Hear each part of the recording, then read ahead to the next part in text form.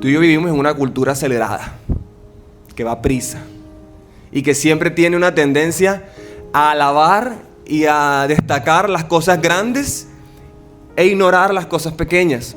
Dios suele depositar grandeza en lugares pequeños. Te lo voy a repetir. Dios suele depositar grandeza en espacios pequeños. Te voy a dar un ejemplo.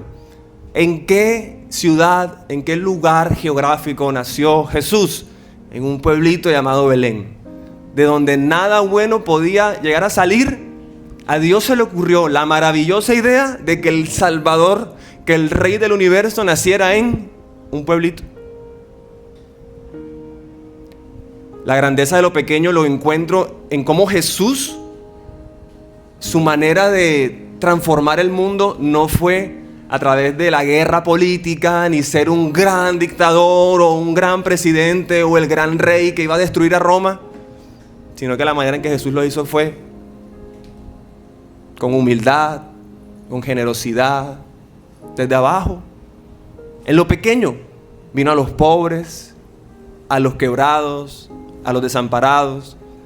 Dios suele depositar grandeza en lugares pequeños. Jesús dice a la gente que lo estaba escuchando: el reino de los cielos es semejante a un grano de mostaza que un hombre tomó y sembró en su campo.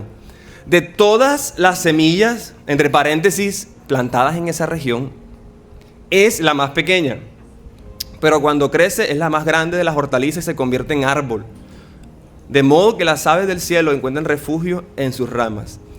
Si tú has luchado y estás bregando, estás batallando muchísimo con poder depositarle fe a eso que tú hoy ves pequeño, yo quiero ayudarte con varias cosas. Quiero ser hoy un instrumento de Dios para recordarte de varias cosas. Una de ellas es que es imposible cuantificar el impacto de las pequeñas semillas que tú y yo sembramos.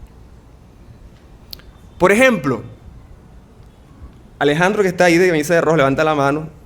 Me verifica si no es un dato errado. Va a ser tu última experiencia por ahora, ¿verdad? El hombre, nos conocemos ya hace más de un año, compartimos la experiencia acá, pero se va a ir de viaje, un tema de estudio. Y yo podría en algún momento, si yo no conozco el potencial de la grandeza de lo pequeño, yo decir, no, todo ese tiempo invertido en Alejandro, todas estas semanas viniendo, ya que se va. Váyate. ¿Qué tal? Como a veces se sienten estos espacios, ¿verdad? Pero cuando tú me dijiste que te vas, obviamente una parte como que, ay, qué embarrada, pero al mismo tiempo fue como que no logro cuantificar y no voy a poder cuantificar el impacto que tu vida va a tener en el lugar al que vayas. Cuando por alguna razón tú digas algo de lo que aprendimos y conversamos juntos aquí. O sea, hay semillas que yo he tirado aquí y yo no tengo la más mínima idea de cuánto han podido dar fruto en otras vidas. Y no necesariamente porque publique videos en internet o porque haga esto. Yo no tengo capacidad de cuantificar el impacto que yo estoy causando en la vida de mis hijos. Aunque a veces me dan ganas de cogerlos y... Están intensos, amigos. Necesito desahogarme de eso. Están intensos. Pero los amo. Pero es imposible cuantificar lo que ellos van a reproducir en un futuro. Es imposible cuantificar el impacto de nuestras semillas. Y Jesús sabía eso y por eso hizo el símil de... Así se ve el reino de los cielos. Es como una semilla, como la que tienes ahí en la mano. Si la tienes en la mano, la que tienes en tu mesa, la que tienes ahí. Sería chévere que eventualmente la agarres y la mires y medites en esto. El reino de los cielos es así. Esa semilla chiquita, puesta en la tierra correcta, con el cuidado correcto, esperando el tiempo correcto, luego en un tiempo va a ser algo mucho más grande que lo que hoy tienes en la mano. Lucas 16:10 dice, el que cuida bien lo que vale poco, también se le puede confiar lo que vale mucho. Y el que es deshonesto con lo de poco valor, también lo será con lo de mucho valor. Seamos honestos, o por lo menos yo quiero ser honesto. No sé si a veces creo que todo el mundo piensa como yo, pero a mí me encantaría recibir, sin mucho esfuerzo, una suma grande de recursos para mis proyectos. ¿Cierto? Así como que de repente, así, ¡pum!, amanecí y están ahí. Me gustaría de repente ver que todos mis problemas y mis conflictos con mis amigos, con ustedes en la comunidad o con mi esposa, solamente hacer así y solucionarlos.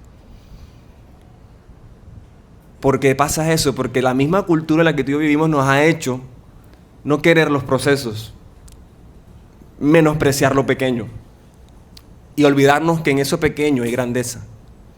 ¿Cómo vamos a poder ser fieles, buenos administradores de muchas cosas si no lo logramos ser de las pequeñas? ¿Cómo podríamos aspirar a tener una familia hermosa como tú la sueñas? Si es que la sueñas, pues, porque no es el sueño de todo el mundo, pero por lo menos para mí era un sueño de tener familia.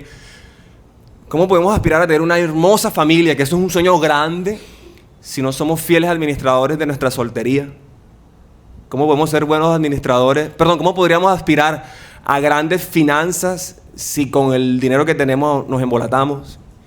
¿Cómo podríamos aspirar a que Dios nos confíe cada vez más cosas de lo que sea, si con lo poco que tú y yo podemos estar teniendo en este momento no somos buenos administradores de eso? Te abro mi corazón. Yo tengo en mi casa un cuarto que lo dediqué a mi producción de música. Yo produzco música instrumental y ahí grabo mis videos y hago muchas cosas ahí. Yo produzco contenido allí. Y eventualmente siempre entro a ese cuarto y lo quedo mirando. Y siempre pienso lo mismo. Quiero otros monitores de estudio. Ya esos no me gustan. Quiero otra tarjeta de sonido. Quiero otro computador. Y es que de verdad, ya tienen varios añitos. Ya saco el jugo. Quiero otro micrófono. Quiero un aire. Nunca he puesto aire en ese cuarto. Siempre ando con el abaniquito y la gota de sudor aquí. En fin. Pero casi siempre ese momento se convierte en lo siguiente. En Dios recordándome, tú todo eso hace 5 años atrás no lo tenías y lo querías. Sácale el jugo. Sé fiel con eso. Dale, aprovechalo. Sácale el potencial. Sácaselo. Que te vas a dar cuenta después de un tiempo, cuando eres fiel en eso, la misma naturaleza de cómo Dios funciona contigo y conmigo nos lleva a ver poco a poco cómo las cosas se van convirtiendo en algo grande. Y ese grande no necesariamente es porque sea algo de tamaño, sino de la calidad de lo que estamos haciendo. Te puse ya en las notas algunos saboteadores que nos impiden ver la grandeza en lo pequeño. Si tú en este momento dices, es que me cuesta mucho, suena lindo lo que dices, amigo, pero me cuesta mucho, de verdad valorar o ver grandeza en las cosas que yo hoy las veo pequeñitas. Te tengo un par de ideas acá. Una de ellas es la comparación. No podemos comparar nuestra semilla con el árbol de la persona que está al lado. Si yo hago esto todos los domingos y luego en la tarde me meto a las redes sociales de N cantidad de iglesias de muchas partes del mundo y siento que lo que ellos hacen es mejor porque hacen una reunión y llegan 10,000 personas, pues obviamente yo voy a menospreciar este espacio con ustedes.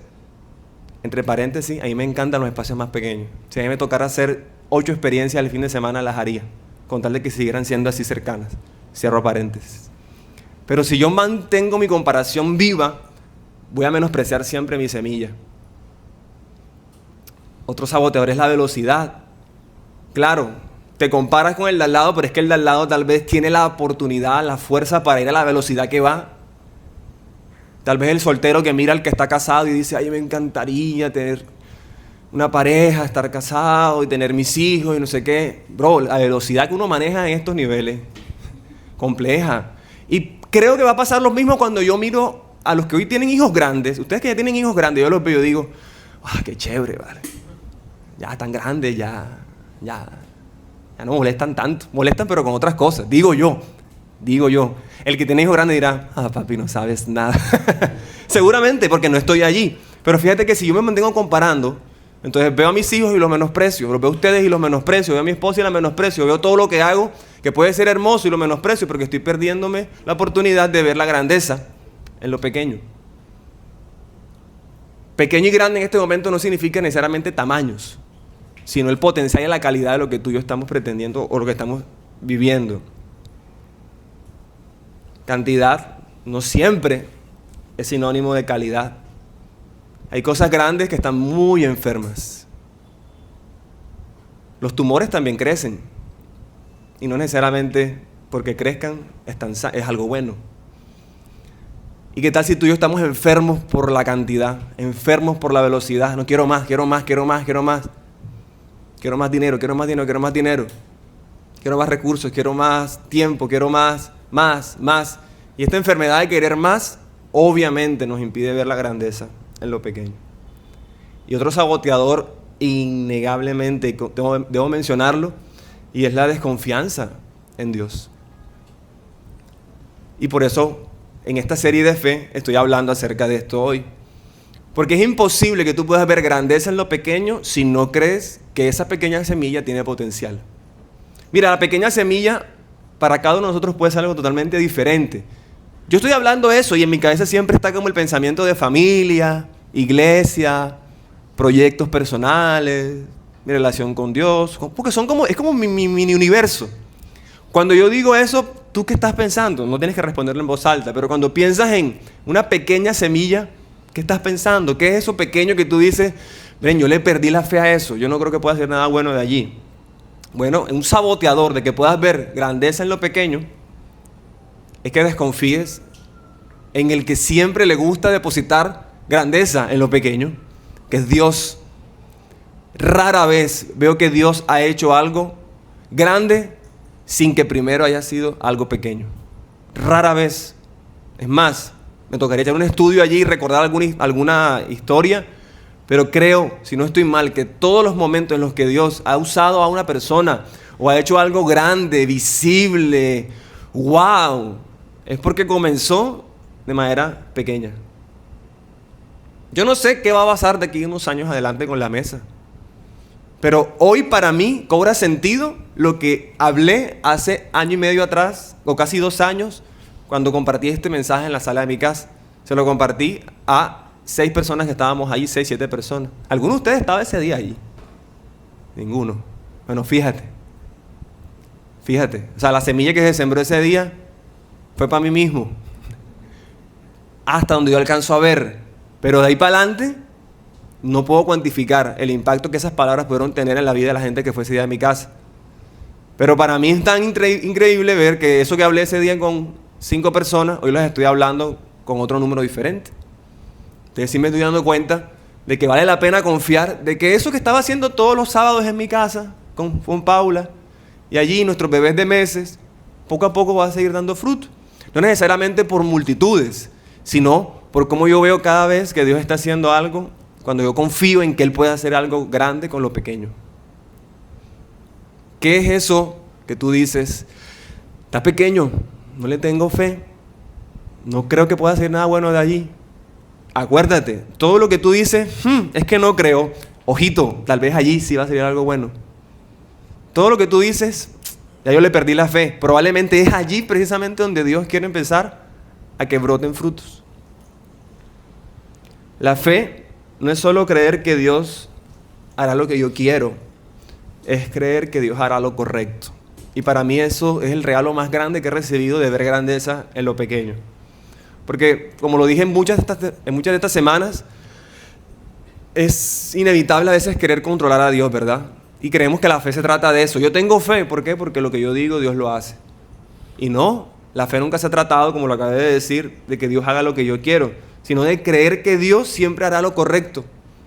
Si ese mensaje que di hace año y medio, 2 años en mi casa, luego no hubiese tenido la oportunidad de compartirlo ahora con ustedes, de todas formas yo hubiese creído que Dios hizo lo correcto. Ahora, ¿qué pasa? Y esto sí quiero decirlo porque tal vez alguno de ustedes se va a quitar un peso de encima. A veces tu petición y mi petición a Dios, a veces, no siempre, se sincroniza con lo que Él quiere. A veces tú dices, Señor, deseo que esta persona se sane, y tienes fe, pero no se sana. Como a veces dices, tengo fe de que se va a sanar, y se sana. ¿Cuál es la diferencia? Hay una historia también, que está en la Biblia, donde Jesús lo abordan luego de un momento y dicen, Maestro, tus discípulos estaban orando por mi hijo que está lunático, que tiene demencia, y no lo sanaron. Y Jesús, paréntesis, yo le decía esto a Paula cuando se lo compartía, yo le decía, no, a veces no entiendo a Jesús. Me da un poquito de cringe ciertas respuestas que da en la Biblia porque no las termino de entender. Y les voy a decírselo, se lo voy a compartir sin entender por qué fue su reacción. Pero se le cruzaron los cables. expresa enseguida que hombres de poca fe, una generación que no cree, tráiganme al muchacho y ¡pum! Lo sana. Y todos los discípulos como que, ¿te imaginas esa escena? Como que, ¿verdad? Se metió el jefe. Y a él sí. Pero los discípulos, como buenos discípulos, le preguntaron, bueno, maestro, ¿y por qué? Si nosotros oramos por él, no se sanó. Y cuando tú oraste por él, sí. Entonces, ahí expresa algo bastante malinterpretado a veces. Y es que Jesús dice que ese tipo de demonios o de cadenas o de opresión que esta persona estaba viviendo salen acompañadas de ayuno y oración. Entonces muchas personas a veces interpretan eso y no sé, creo que está abierto a debate en mi opinión, porque no se trata de como que ahora yo oro y ayuno, entonces ahí sí, porque entonces se está tratando de nuestra acción.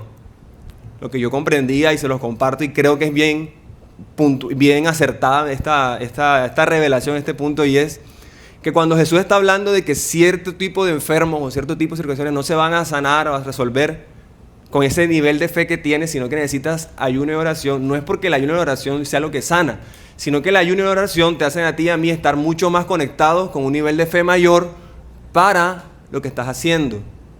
¿Sí me hago entender? O sea, no se trata de, estás enfermo, vamos a orar y ayunar y eso se va a solucionar así. O sea, tal vez el ejercicio nos está ayudando es a nosotros para tener más fe. No necesariamente porque esa acción se va a repercutir en un milagro. Y debe ser, e innegablemente va a ser así. Entonces mira la importancia de comprender la fe y que la fe no se trata de un llavero mágico de peticiones a Dios, ni de una bolita mágica de peticiones a Dios, sino que se trata de confiar en las decisiones que Dios tome. Ayuno en oración con ese enfermo era que si Dios lo sanaba, ok. Y si no lo sanaba, ok.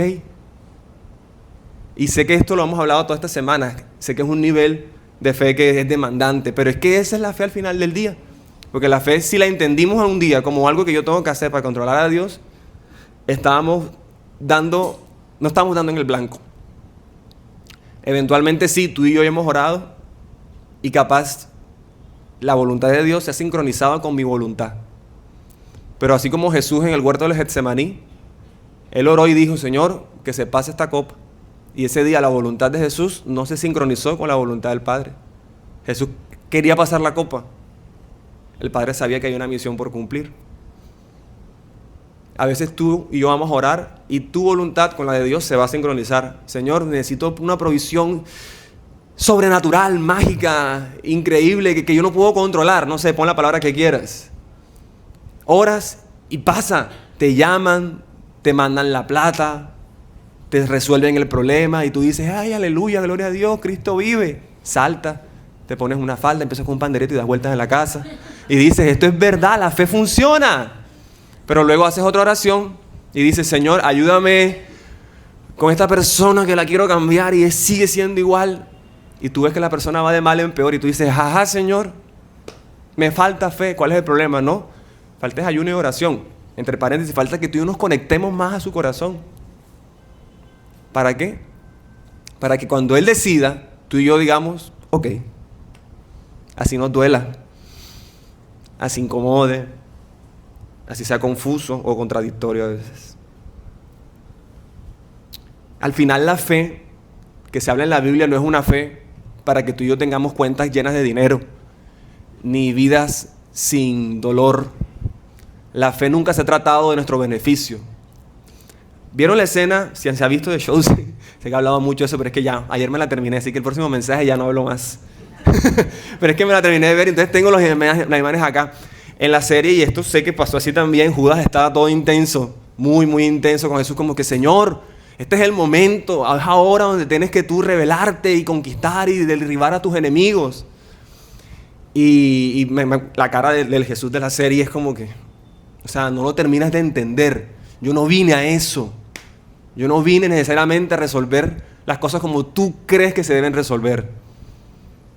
Y tanto fue que el Judas de la historia, tanto la bíblica como en el de Chosen, es el que termina vendiendo a Jesús.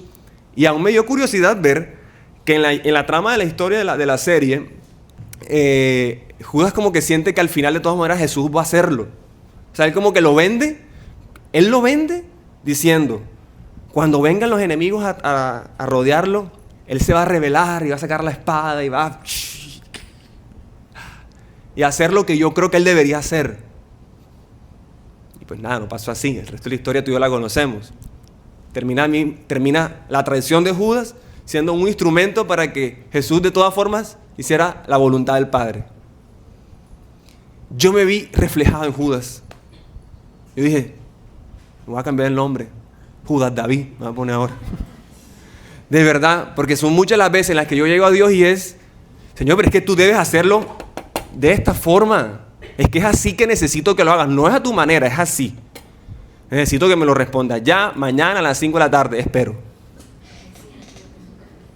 Y ahora, para más piedra, escuchamos la historia de alguna persona que dice, es que yo le dije a Dios.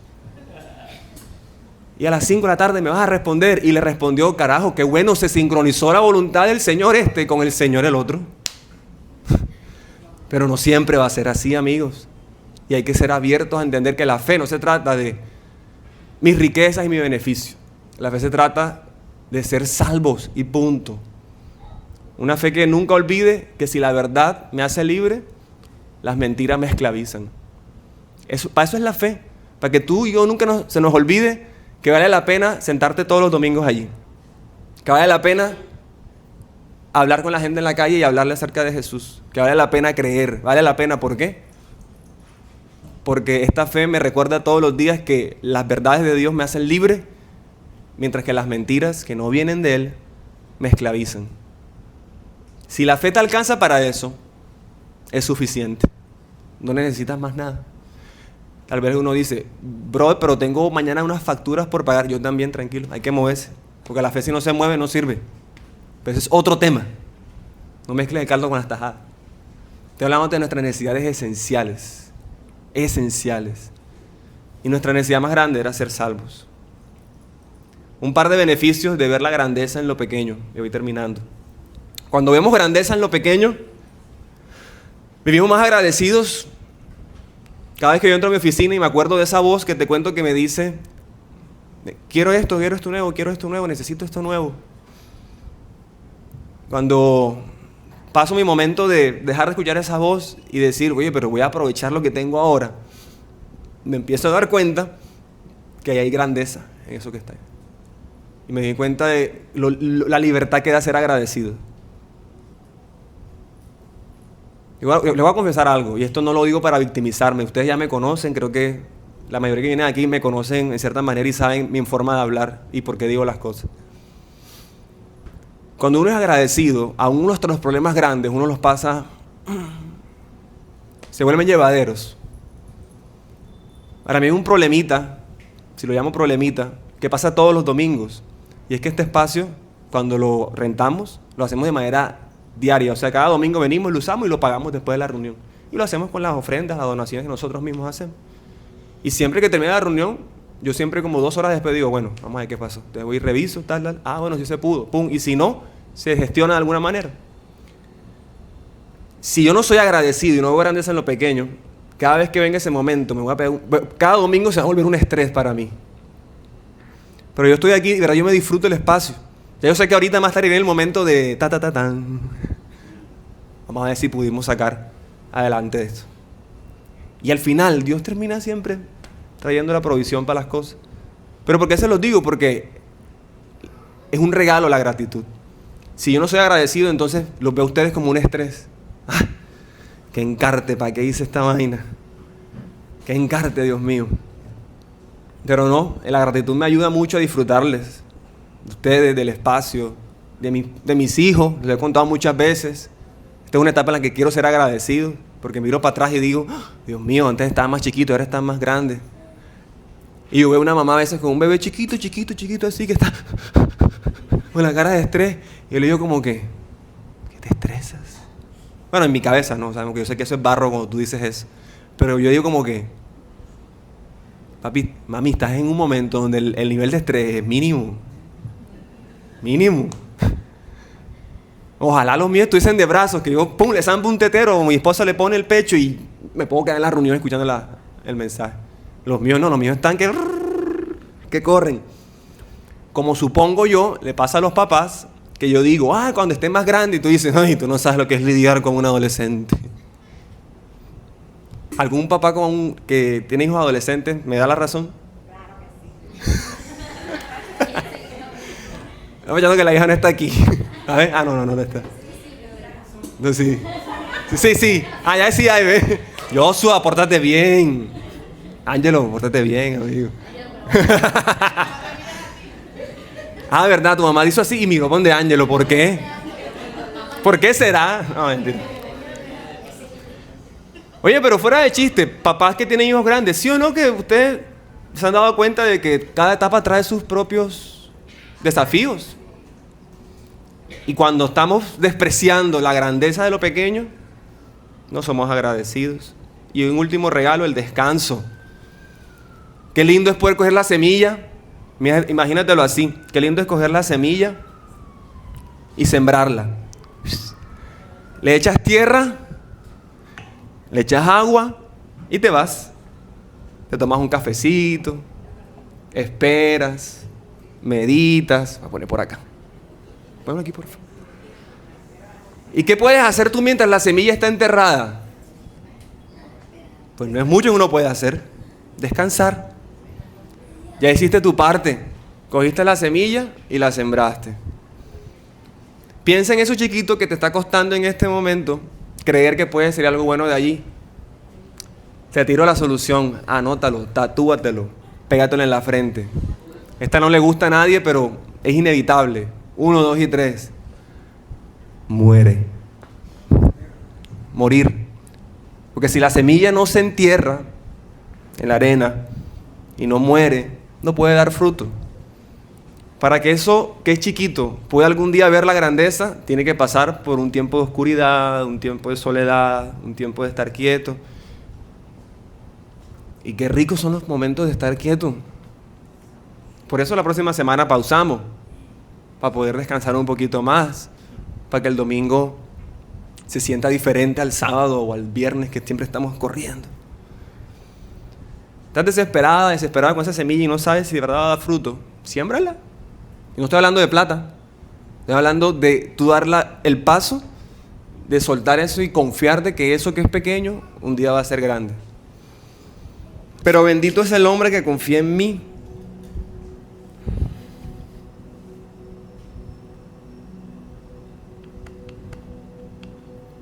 Son como árboles replantados en el Edén,